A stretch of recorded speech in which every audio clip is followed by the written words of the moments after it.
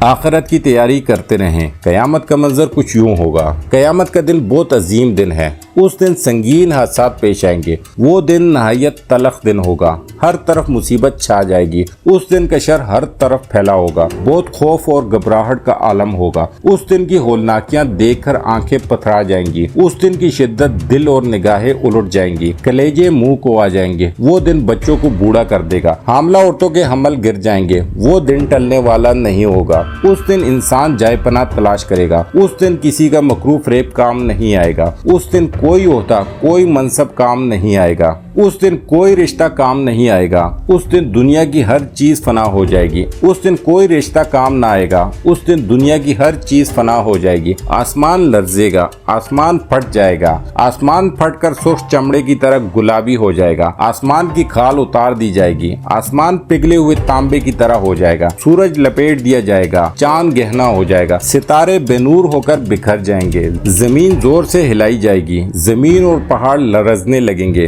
زمین اور پہاڑوں کو ایک ہی چوٹ سے ریزہ ریزہ کر دیا جائے گا۔ زمین اپنے اندر کا سب کچھ باہر نکال کر پھینک دے گی۔ زمین کسی اور زمین سے تبدیل کر دی جائے گی۔ زمین پھیلا کر برابر کر دی جائے گی۔ پہاڑ ڈھنکی ہوئی رنگین اون کی طرح ہو جائیں گی۔ پہاڑ غبارے بنا دیے جائیں گے۔ سمندر بڑک اٹھیں گے، سمندر پھاڑ دیے جائیں گے۔ اس دن سور پھونکا جائے گا۔ سور کی آواز ایک ہولناک چیخ کی طرح ہوگی۔ اس کی آواز سے زمین و آسمان میں موجود تمام مخلوق گھبرا جائے گی۔ سور کی آواز کانوں کو بہرا کر دے گی۔ سور کی آواز کی شدت سے زمین اور آسمان کی ہر چیز بے ہوش ہو کر گر پڑے گی۔ جب پہلا سور پھونکا جائے گا تو ہر چیز ختم ہو جائے گی، بس اللہ کی ذات باقی رہے گی۔ دوسرا سور لوگوں کو جمع کرنے کے لیے پھونکا جائے گا۔ ایک ہی ڈانٹ سے سب کو اٹھایا جائے گا۔ سب لوگ قبروں سے کھٹ کھڑے ہوں گے۔ اس دن اولین و آخرین کو اکٹھا کیا جائے گا، کوئی ایک باقی نہ چھوڑا جائے گا۔ جانوروں کو بھی اکٹھا کیا جائے گا۔ لوگ فوج در فوج جمع ہوں گے۔ لوگوں پر شدید گھبراہٹ طاری ہوگی۔ مجرموں کی آنکھیں دہشت سے نیلی ہو رہی ہوں گی۔ دعا ہے رب کائنات ہمیں دنیا کی رسوائی